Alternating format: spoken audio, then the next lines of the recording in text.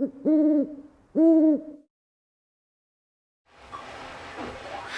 guys, we are in the basement, and today I want to talk about a game that was released by SEGA in 1981. And you know what? This game was actually pretty cool because, well, it's a racing game, right? And, you know, my friends had Colecovision. I didn't have Colecovision. But this game came out on the Colecovision. What was cool about it was the Coleco version came with a steering wheel. It came with a gas pedal. And it was like this crazy driving game that you could play in your living room, unlike any other driving game ever. And it was SEGA's Turbo. And I have a pretty awesome specimen of a Turbo here.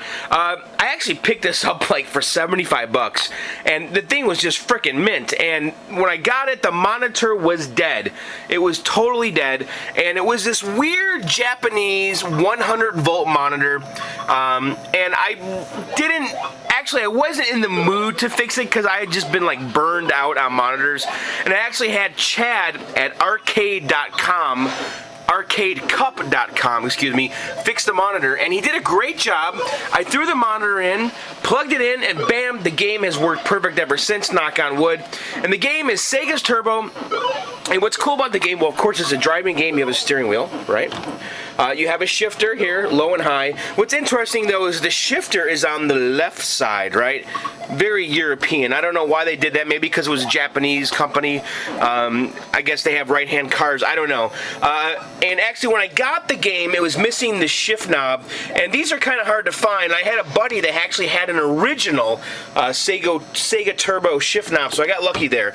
And what's also very cool about this game is that it keeps score on an LED display, which is very different here.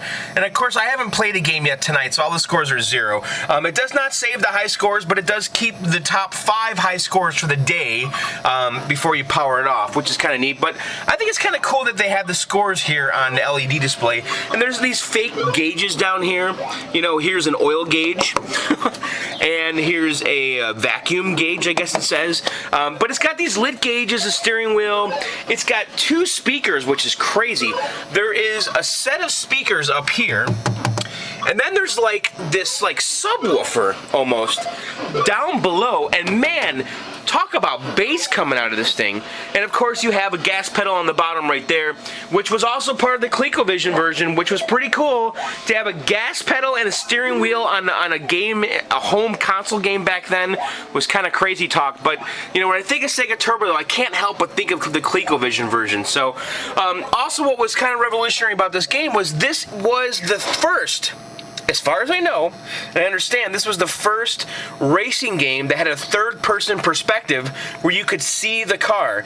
And if you remember games before this, it was like, like Night Driver and stuff, and also to have this kind of this horizon perspective here, where the game is kind of, you know, everything's kind of going to an angle at a perspective. This was the first game to do that, and at the time, you know, the graphics in this game were actually very revolutionary, and a lot of people just said that this game had the most realistic driving graphics of any game to date. And it's actually kind of hard to believe when you play the game, but really, for the time, this game was the shit, you know. So, okay, why don't I set up the tripod and I'll show you guys how SEGA Turbo plays. Okay, we have the tripod set up, and this game is actually on quarters. They do make a free play mod. Actually, Matt Osborne makes a free play chip mod, but I don't have it installed, so this game doesn't normally have a free play mode, so I need to put a quarter in. So let's put a quarter in, and it says press start button, and we will. So the thing about this game, of course, you have this cool kind of perspective thing, but this game, I'm gonna go into high now. This game is so twitchy. It is such a different kind of driving game. To me, it's almost not like a driving game. And by the way, listen to that like bass on that crash noise. It's pretty crazy, huh? I mean, this game is like just Twitch central, and basically the way I played, I maintain my speed with the low and the high stick here. So if I want to slow down, I go to low. If I want to speed up, I go to high. And it's just so freaking twitchy. I mean, this game, these could be like hot dogs flying at you. It doesn't matter if they're cars. I mean, it's an absolute twitch fest. Now, you hear that beeping. I don't know if you can hear it. Now, there's an ambulance coming, so we want to slow down and let the ambulance pass. So if you look on top here, it says cars passed. And basically, the object here is to pass as many cars as you can. And now we're in the ice area here, and it's very slippery, so I have to be very careful how I drive. And I just crashed. But up here it says cars passed. And basically, for every car you pass, you get a set amount of points. And the max amount of cars is around 41.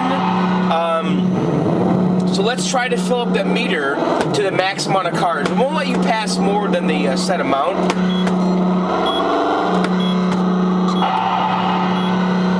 So our time's almost up here, and we haven't quite filled the meter up, but we're very close. Okay, so it says here we passed 40 cars. We get 50 points for each car, which is a great bonus. And if you see here, it says extended play. So after you pass the first board, you get to go to an extended play. And see here, there's a car up here. Basically, I have 2 lives left. The one I'm using right now. Oh, shit. So now I just used 1 life up. And the object of the game now is to get to the end, to make this time run out without losing your last car. I've actually never been able to do it. This game is such a freaking challenge. And now it wants me to put my initials in. Actually, the initial thing is an option in this game, believe it or not. It's a dip switch setting. They actually allow you to turn the initials off. So, I don't know. That's Turbo. You know, it's a pretty cool game. I do like it. It's very hard. It's very twitchy. But I think it controls well. It sounds cool. I think the graphics are very, perfect for the period, and they look cool for 1981. And I don't know. I do like this game. It's one I don't think I'm going to get rid of anytime soon. And Turbo is definitely a very cool racing game, and definitely a part of racing game history for sure. So anyway, guys, that's it. There you have it. That is SEGA Turbo. I want to take a moment here and actually do a couple shout-outs. I was at PAX East working in the ACAM booth, which is the American Classic Arcade Museum, and I got to meet Gamester81 and also Pete Dorr, and I really want to give you guys a huge shout out. I really appreciate you guys taking the time to come meet me in the booth there, and it was just really cool to meet you guys. And then last weekend I went to the Kong Off, which was at Richie Knuckles Arcade in New Jersey, and I got to meet Nick from Arcade Hunters, or Press Start Comics I think it is, on YouTube. And Nick was a cool dude, and I met his camera guy, I think it's Sarge. Those guys were totally awesome, so it's really cool to meet YouTubers. I never really thought I would be like a YouTuber, but I guess I am. So it was cool meeting Pete Dorr and Gamester and Nick and the Arcade Hunter guys. So anyway, I want to thank everyone that has subscribed to my little channel. I can't believe that I'm approaching 2,000 subscribers. Wow, look at me. So anyway, if you haven't subscribed yet, please take the time and push that little subscribe button and subscribe to my little channel, and we'll see you guys later.